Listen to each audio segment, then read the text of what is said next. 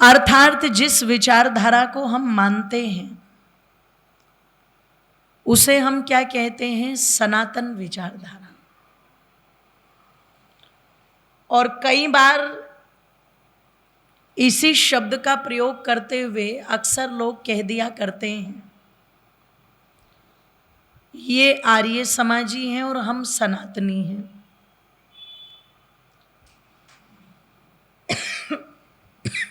तो मैंने कहा आर्य समाजियों में और सनातनियों में क्या अंतर है? तो लोगों ने अपने अपने मस्तिष्क के अपनी अपनी विचारधारा के अनुसार अपने वाक्य बना रखे हैं। साधारण बुद्धि के किसी व्यक्ति से पूछो तो वो उत्तर देता है ये आर्य समाजी इसलिए हैं क्योंकि ये कुछ नहीं मानते, और हम सनातनी इसलिए हैं क्योंकि हम, जोर से बोलो, सब कुछ मानते हैं। अब मैंने कहा कि जो आपने ये परिभाषा दी है आर्य समाजी की या सनातनी की, ये कौन से शास्त्र में लिखी है? वेद के किस अध्याय में, किस मंत्र संख्या में लिखी हुई है?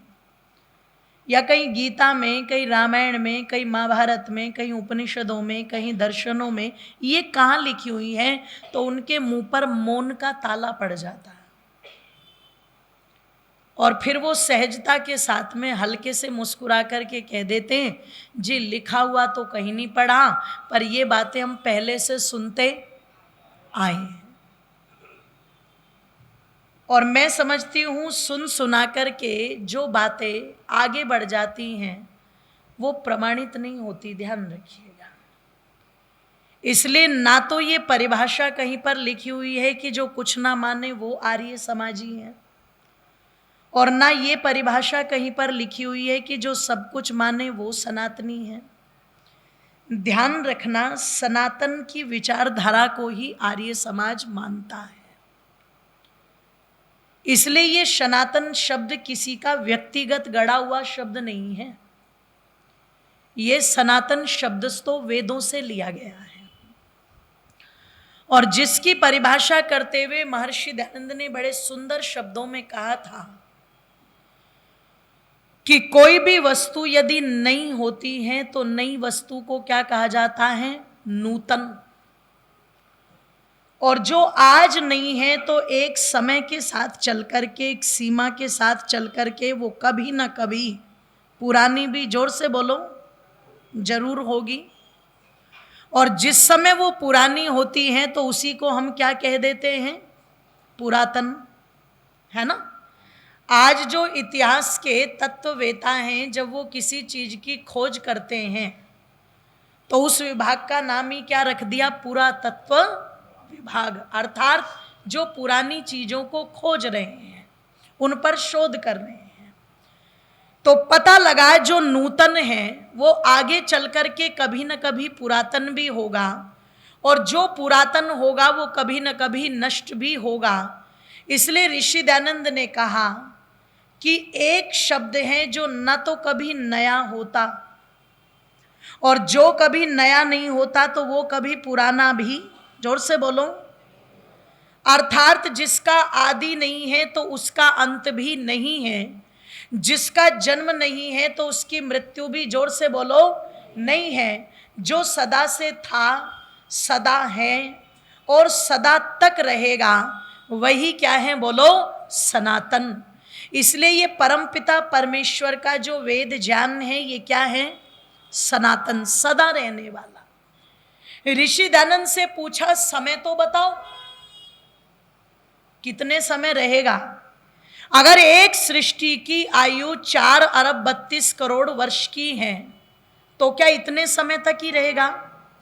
ऋषि दयानंद ने कहा देखो, ये परमात्मा का ज्ञान पता लगा सृष्टि के, जब सृष्टि चल रही है तब भी रहता है, और जब सृष्टि प्रलय हो जाती है तब भी परमात्मा के संज्ञान में, जोर से बोलो, रहता है। और जब दोबारा सृष्टि उत्पत्ति होती है तो तब भी यही ज्ञान रहता है, इसमें किसी भी प्रकार का कोई परिवर्तन, कोई मतभेद, जोर से बोलो। ऋषि दयानंद बड़ी मजबूती के साथ कहते हैं, ऐसा नहीं है कि इस सृष्टि में कुछ और ज्ञान दे दिया भगवान ने और अगली सृष्टि में कुछ और ज्ञान दे दिया भगवान ने, उससे पहले की सृष्टि में कुछ और दे दिया, नहीं, रहेगा ही। इसलिए इसको क्या कहा गया? सनातन। और जो इस सनातन ज्ञान को मानता है, सनातन के सिद्धांतों को मानता है, वही व्यक्ति क्या कहलाता है? जोर से बोलो, सनातनी। तो सच्चे अर्थों में जिनको ये कहा गया, ये तो कुछ नहीं मानते, अगर गहराई के साथ में जाकर के देखेंगे तो वही इकलौता आर्य समाज है जो आज भी सनातन धर्म को ठीक ठीक रूप में जान भी रहा है और ठीक ठीक रूप में मान भी रहा है और दुनिया में प्रचारित प्रसारित करने का काम भी, जोर से बोलो, कर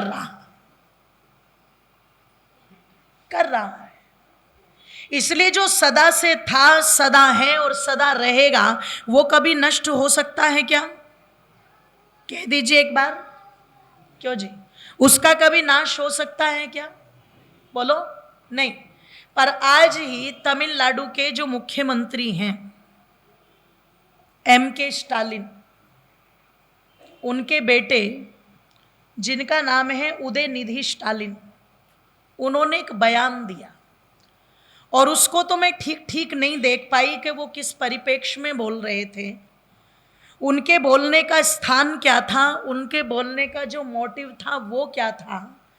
पर वो जिस भी जगह खड़े होकर के तमिलनाडु के मुख्यमंत्री के बेटे उदयनिधि स्टालिन बोल रहे थे, तो वो आज ही कह रहे थे जैसे डेंगू एक बीमारी है, इसको समाप्त कर देना चाहिए, कोरोना एक बीमारी है, इसको समाप्त कर देना चाहिए, कैंसर एक बीमारी है, इसको समाप्त कर देना चाहिए, वैसे भारत की धरती पर तमिलनाडु के मुख्यमंत्री का बेटा कह रहा है सनातन धर्म भी एक बीमारी है, इसको भी समाप्त कर देना चाहिए।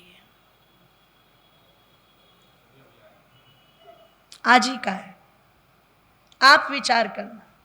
सनातन धर्म की तुलना डेंगू के साथ, सनातन धर्म की तुलना कोरोना के साथ, और सनातन धर्म की तुलना किसके साथ की? कैंसर के साथ की। इसका मतलब वो अपने शब्दों में कहना चाहता है जितना डेंगू मनुष्यों को हानि पहुंचाता है, जितना कोरोना मनुष्य को हानि पहुंचाता है, जितना पता लगा कैंसर मनुष्य को हानि पहुंचाता है, बोले आज के समय में ये सनातन धर्म भी उतना ही लोगों को हानि पहुंचा रहा है।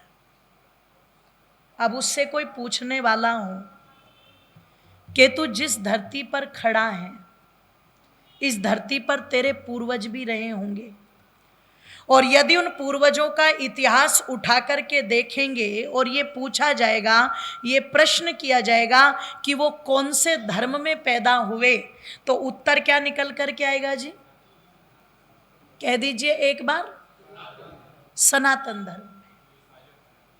सनातन धर्म में मैं निवेदन कर दूं आप लोगों के सामने कि जिस ईसाईयत के झंडे को उठा करके वो चल रहे हैं, उस ईसाईयत को तो पनपे हुए मुश्किल से 2500-2600 वर्ष हुए हैं।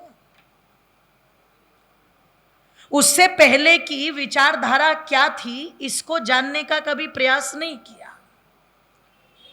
आज जो इस्लाम के झंडे को उठा करके चल रहे हैं, अभी पिछले ही दिनों कांग्रेस के ही तो नेता रहे पूर्व, क्यों जी, मौलाना आजाद जी, और उन्होंने कश्मीर की धरती पर मुसलमानों के बीच में ही ये बात कही। इससे ये टैग भी हट गया कि वो कोई भारतीय जनता पार्टी के नेता नहीं थे, इससे ये टैग भी हट गया कि वो कोई हिंदुओं में पैदा हुए वाले नेता, जोर से बोलो, नहीं थे, और ये टैग भी हट गया कि वहां पर कोई हिंदुओं की सभा भी नहीं थी।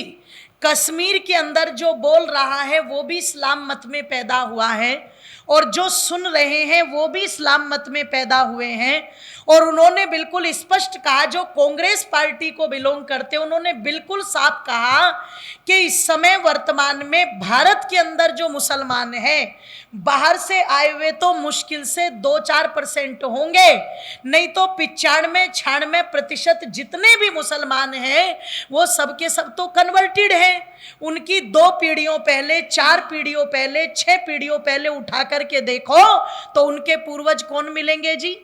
जोर से बोलो, हिंदू मिलेंगे। और बुरा मत मानना, जौन से गोत्र मैंने कई बार देखा, जौन से गोत्र जाट समाज में पाए जाते हैं, कई बार वो मुसलमान में भी पाए जाते हैं। जो से गोत्र जो है राजपूतों में पाए जाते हैं, बोलो, वो उनमें भी पाए जाते हैं। कई जगह चौधरी जाट समाज के लोग भी लगाते हैं, कई जगह चौधरी जो है वो मुस्लिम समाज के व्यक्ति भी लगाते हैं। तो यदि उनकी नींव में जाकर के आप देखोगे तो उनके पूर्वज कौन मिलेंगे? बोलो, हिंदू मिलेंगे। उनके पूर्वज हिंदू मिलेंगे। ये तो सब जानते हैं कि धर्मांतरण तो हुआ है, और बड़े जोरों शोरों पर हुआ है। चाहे वो तलवार की नोक पर हुआ हो, चाहे वो गोलियों की नोक पर हुआ हो, चाहे वो लालच के बलबूते पर हुआ हो, चाहे वो दबाव में हुआ हो, और आज भी वो धर्मांतरण तो जारी है। आज भी कई चादर वाले लगे हुए हैं तो कई फादर वाले लगे हुए हैं। बोलो, लगे हुए हैं कि नहीं लगे हुए हैं? आज भी लगे हुए हैं। आप विचार कर। तो ये बात तो एक व्यक्ति इतनी मजबूती के साथ स्वतः स्वीकार कर रहा है जो उसी संप्रदाय में पैदा हुआ है। और ये जो झंडे उठा करके चल रहे हैं कि सनातन धर्म का नाश करो, हिंदुत्व का नाश करो, आर्यत्व का नाश करो, मैं निवेदन कर दूं, ये झंडे उठाने वालों से पूछा जाए कि ईसाई मत जो देश के अंदर पनपा, दुनिया के अंदर पनपा, वो 2500-2600 वर्ष पुराना ही है। उससे पहले क्या था? कोई व्यक्ति आज इस्लाम का झंडा उठाए तो उससे बात की जाए, तो उससे पूछा जाए तो पता लगेगा इस्लाम मत तो 1500-1600 वर्ष पहले ही पनपा। उससे पहले क्या था? कोई व्यक्ति कहे जी बौद्ध मत, कोई व्यक्ति कहे कि चारवाक मत, कोई व्यक्ति कहे कि जैन मत। अगर ये सारे के सारे आप देखोगे तो महाभारत के 1000 वर्ष के बाद जो सबसे पहला मत पनपा था वो था पारसी मत। और पारसी मत को पनपाने के बनाने वाले जिस व्यक्ति ने उसको बनाया, उसका नाम था जरदुश्र, जिसने पारसी मत की स्थापना की। आज दुनिया में पारसियों की संख्या बहुत कम है, पर यदि आप पारसियों के घरों में जाकर के देखोगे, उनके पूजा स्थलों को देखोगे, तो पारसियों में आज भी आपको कोई मूर्ति नहीं मिलेगी। बड़ा सा लोहे का एक कुंड मिलेगा, उसमें अग्नि जलती हुई मिलेगी, और पारसी लोग आज भी उसी अग्नि की क्या करते हैं? बोलो, पूजा करते हैं। क्योंकि उस काल तक कोई मूर्ति पूजा भारत के अंदर, जोर से बोलो, पूरी दुनिया में नहीं थी। और जिस समय वो पारसी मत पनप रहा है तो वो भी आज भी वो अग्नि की पूजा कर रहे हैं। आप यदि उनकी जलती हुई अग्नि के कुंड को देखोगे तो आपके यज्ञ कुंड का और उनके कुंड का जो आपको माप है, परिणाम है, वो एक जैसा सा ही बिल्कुल नजर आएगा। और शायद ये पारसी मत के पनपने का भी कारण क्या रहा था, जिसको ऋषि दयानंद ने लिखा कि महाभारत काल से ही हजारों वर्ष पहले वेदों की परंपराएं टूटनी आरंभ हो गई थी। लोगों ने वेदों के सिद्धांतों का पालन करना, जोर से बोलो, कम कर दिया था। और वेदों के सिद्धांतों का पालन न करने के कारण ही भारत के अंदर महाभारत जैसा युद्ध, उस युद्ध में बड़े बड़े योद्धा, बड़े बड़े वीर समाप्त हो गए। और ओ मेरी मातों बंधुओं, जरा ध्यान दीजिएगा, ये जितनी भी बीमारियां पनपी, फिर सारी की सारी महाभारत युद्ध के बाद पनपी। जो अधकचरे लोग बच गए थे, कहते हैं ना, अधभर गगरी छलकत जाए, जो अधकचरे लोग बड़े बने बच गए थे, उन्हें बड़ा विद्वान मान करके लोग उन्हीं के पास अपनी शंकाएं लेकर के जाने लगे। अब पता लगा कुछ तो वो जानते हैं, लेकिन बहुत कुछ वो नहीं जानते। पर सामने वाले को सेटिस्फाइड करने के लिए उल्टी सीधी जैसे भी चालें चली गई, उन्होंने वो चालें बोलो, चलाई। अपने आप को स्थापित करने के लिए जो गलत था उसे भी सही बता दिया, और सही को भी जोर से बोलो गलत बता दिया। और जब ये प्रतिस्पर्धा का आलम चला, जब ये प्रतिस्पर्धा का आलम चला, तो कहते हैं ना, एक ने डींग मारी तो दूसरे ने उससे बड़ी डींग मार दी, तीसरे ने उससे बड़ी डींग मार दी, और डींगों के मारने का सिलसिला ऐसा चला, ऐसा चला, किसी ने आकर के खुदा को 7वें आसमान पर बैठा दिया, तो किसी ने आकर के खुदा को 4थे आसमान पर बैठा दिया, किसी ने उसे क्षीर सागर में पहुंचा दिया, तो किसी ने उसे कहीं पर पहुंचा दिया। जिसके मन में जो आया उसने उसी परंपरा को समाज के अंदर स्थापित कर दिया। इसलिए ये जो चल पड़ी थी परंपराएं, इनको विद्वानों ने एक नाम दिया, मनुष्य के मस्तिष्क से जो विचारधारा पनपी वो धर्म नहीं था। मनुष्य के अपनी विचारधारा से जो चीजें आगे बढ़ी, मैं निवेदन कर दूं, वो सिद्धांत नहीं थे, वो क्या थे? मत था। इसीलिए क्या कहते हैं प्रत्येक व्यक्ति, मोहम्मद के मत के अनुसार, ईसा मसीह के मत के अनुसार, गौतम बुद्ध के, जोर से बोलो, मत के अनुसार, महावीर स्वामी के मत के अनुसार। जैसे आज भी देख लो आप, आज भी देख लो आप, आज भी इतने सारे गुरु भारत के अंदर हैं। जगह जगह आश्रम बने हुए कि नहीं बने हुए? जगह जगह बने हुए हैं। और यदि कहा जाए कि जो जितने भी गुरु हैं, सब गुरुओं का अगर पैटर्न आप देखोगे तो पैटर्न कुछ एक जैसा सही है, अलग नहीं है। और कई बार समूह में जो भेड़ें होती हैं तो उन पर अलग अलग रंग डाल दिया जाता है, जिससे ये पता लग जाए कि जिन पर हरा रंग पड़ा हुआ है वो भेड़ें, बोल तो दो, इसकी हैं, और जिन पर लाल रंग पड़ा हुआ है ये भेड़ें इसकी हैं, जिन पर नीला रंग पड़ा हुआ है ये भेड़े, और जिन पर पीला रंग पड़ा हुआ है ये भेड़े। रंग सबने डाल रखे हैं पर रंग अलग अलग हैं, क्योंकि गुरु अलग हैं तो उनके चेले भी, जोर से बोलो, नहीं तो अगर आप पैटर्न देखेंगे तो जैसे वो अलग अलग रंग डाल करके ये बता देता है कि ये मेरी हैं, ये मेरी हैं, ये मेरी हैं, ये मेरी हैं, वैसे जितने भी आज गुरुडमवाद में पनप रहे हैं, अगर आप देखोगे तो सबका पैटर्न एक ही है। पैटर्न क्या है? किसी की बुराई मत करो, किसी की आलोचना मत करो, जो गलत है वो अपने लिए है, तुम्हें गलत नहीं देखना, तुम्हें क्या देखना है? बस तुम्हें सही देखना है। किसी के साथ में अन्याय हो रहा है तो भी तुम्हें अपनी आंखें बंद रखनी है, किसी के यहाँ चोरी हो रही है तो भी तुम्हें अपनी आंखें बंद रखनी है, किसी बहन बेटी के साथ व्यभिचार हो रहा है तो भी तुम्हें अपनी आंखें बंद कर रही है। राजस्थान में एक पति अपनी पत्नी को निर्वस्त्र गांव में दौड़ा रहा है तो भी तुम्हें अपनी आंखें बंद रखनी है। दलितों पर अत्याचार हो रहा है तो भी तुम्हें अपनी आंखें बंद रखनी है। गौ माता कट रही है तो भी तुम्हें अपनी आंखें बंद रखनी है। बस तुम बुराई मत देखो।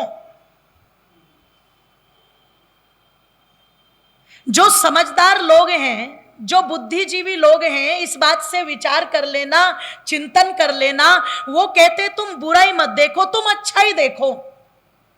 यही कहा जाता है ना, यही कहा जाता है। बिना क्रांति के आज तक कभी शांति ना तो आई है और ना कभी, जोर से बोलो, आ सकती। और बिना बुराई का नाश किए ना तो आज तक बुराई नष्ट हुई है और ना, जोर से बोलो, हो सकती। क्योंकि जिस समय मर्यादा पुरुषोत्तम श्री राम वनों में गए थे और सारे ऋषि मुनियों से सलाह हुई थी, हड्डियों का ढांचे को देख करके श्री रामचंद्र जी ने कहा था ये ढेर कैसा है, तो ऋषि मुनियों ने कहा था जो राक्षस अत्याचार करते हैं वो अत्याचार करके इसी प्रकार से तबाही मचा करके हड्डियों के ढेर लगा देते हैं। तब श्री रामचंद्र जी कहते हैं निश्चर हीन करूं जग मागी, जब तक मैं निशाचरों से हीन इस धरती को न कर दूं तब तक मैं शांति से नहीं बैठूंगा। श्री रामचंद्र जी ने यह प्रतिज्ञा की तो माता सीता डर गई। बड़े ध्यान से सुनना रही। और जिस समय माता सीता डरी तो उन्होंने एक बात कही, हम यहां लड़ने थोड़ी ना आए, हम क्या करने आए हैं यहां पर? वनवास का समय काटने के लिए आए, तो चुपचाप अपने वनवास का समय काट लेते। हमें लड़ने की क्या आवश्यकता। और कभी आप पढ़ोगे तो आपको पता लगेगा ये तक कह दिया माता सीता ने, इन राक्षसों ने हमारा कुछ थोड़ी ना बिगाड़ा है। इससे क्या पता लगता है, मतलब हमारे लिए कुछ बुरा नहीं किया है ना, तो फिर हम उन्हें क्यों छेड़े। भाई जिनके लिए किया है वो अपने आप देखेंगे। तो यहां माता सीता की बातों में क्या झलक रहा है, इसका मतलब जिसको कष्ट है वही अपने कष्ट मिटाए, हमें उनके झंझट में पड़ने की कोई आवश्यकता। यही उपदेश हुआ ना। पर श्री रामचंद्र जी क्या कहते हैं, सुनो सीते, मैं जिस कुल में पैदा हुआ हूं ना, उस कुल में धर्म की रक्षा अपने प्राणों से भी अधिक की जाती है। और दूसरी बात, मैं क्षत्रिय हूं, ये कांधे पर धनुष सजाने के लिए नहीं है। अक्षत्रिय का धर्म बनता है कि वो सज्जन लोगों की रक्षा करे और दुष्टों का नाश करे। और मेरे कुल में अब तक जितने भी सूर्यवंशी राजा हुए हैं, रघुवंशी राजा हुए हैं, सबने गौ और ब्राह्मण का तो हमेशा सम्मान भी किया है और रक्षा भी की है। सुनो प्राण प्यारी, मैं तुम्हारा त्याग कर सकता हूं, मैं लक्ष्मण का त्याग कर सकता हूं, मैं अपने शरीर का त्याग कर सकता हूं, पर मैं अपने कर्तव्यों का त्याग कदाचित भी नहीं कर सकता, बिल्कुल नहीं कर सकता। मैं ये कार्य करूंगा, ये नहीं कहा कि आंखें बंद करके बैठ जाओ और बुरा मत देखो। अच्छा, भगवान कृष्ण ने पूरी जिंदगी क्या किया, जोर से बोलो, दुष्टों का परित्राय च साधुनाम और विनाशाय च दुष्कृताम, यही काम किया ना। आज कृष्ण के नाम पर नाचने वालों की कोई कमी नहीं है, जगह जगह बस ठुमके ही लगा रहे हैं। और जो जितना ज्यादा अच्छा नाचता है वो कृष्ण का उतना ही अच्छा भगत है। आज तो इसी बात से अनुमान लगाया जाता है, जो जितना अच्छा नाचे। बेटे बातें नहीं, सीधे होके बैठो सारे। आप विचार करना, चिंतन करना, भगवान श्री राम ने यही कार्य किया, भगवान श्री कृष्ण ने यही कार्य किया। और आज जो उपदेश दिया जा रहा है, चेले बना बना करके, रंग डाल डाल करके उन पर यह उपदेश किया जा रहा है, तुम बुरा मत देखो, बस तुम केवल हमारी बातें सुनो, तुम हमारे हो इसलिए हमारी बात सुनो, हमारा मंत्र लो और वो किसी को बताना मत। आज के जितने भी गुरु हैं पैटर्न एक ही है, पर सबने वो रंग अलग अलग डाल रखे, कहीं हमारे चेले दूसरों के चेलों में न मिल जाए, हमारे चेले दूसरों के चेलों में ना मिल जाए, बस ये रंग अलग अलग डाल रखा है। दूसरी बात, पढ़ाया पैटर्न एक ही जा रहा है। तो जो आज तमिलनाडु की धरती पर सीएम का बेटा बोल रहा है उदयनिधि, और वो कह रहा है कि सनातन धर्म का नाश कर दो, अरे किस सनातन धर्म का नाश करने की बात कर रहे हो तुम? हम जो ना तो नया है न कभी पुराना होगा, तुम उसे मिटा दोगे क्या? जो सदा से था, सदा है और सदा, जोर से बोलो, रहेगा। आज भी जिस सनातन के बलबूते पर ही मैं निवेदन कर दूं, अगर इस्लाम मत के अंदर जो अच्छी बात है वो कहां से गई हुई है, वो इसी सनातन वैदिक धर्म से गई है। ईसाईयत के अंदर जो अच्छी बातें ली गई है वो कहां से ली गई है, बोलो, इसी सनातन धर्म से ली गई है। अगर जैन मत के अंदर जो पंचशील की वो बात करते हैं, वो 5 हमारी तो यम नियमों से ली गई है। जो बौद्ध धर्म के अंदर आज अहिंसा शब्द का बोलबाला किया जाता है, बोलो वो अहिंसा शब्द कहां से गया है? वो वेदों से ही तो गया है। और वो कहते हैं सनातन धर्म को मिटा दो, बोले ये खतरा है, कैंसर की तरह, डेंगू की तरह और कोरोना की तरह। आप चिंतन करना, इससे बड़ी मूर्खता और कोई दूसरी होने वाली, जोर से बोलो, उस सनातन धर्म को मिटाने की बात वो मूर्खानंद कर रहा है। जिस सनातन धर्म को, यदि मैं अब की सृष्टि की बात करूं तो पनपे हुए 1,96,53,124वां वर्ष तो, जोर से बोलो, चल, ये कहते हैं उसको मिटा दो। जिसके बलबूते पर आज भी मानवता खड़ी हुई है, ये कह दें उसको मिटा दो। जिसके बलबूते पर आज भी भारत जैसे देश को धार्मिक दृष्टि से देखा जाता है, ज्ञान की दृष्टि से देखा जाता है, आध्यात्म की दृष्टि से देखा जाता है, ये कहते हैं उसी को मिटा दो। इससे बड़ी मूर्खता की बात और कोई होने वाली और मिट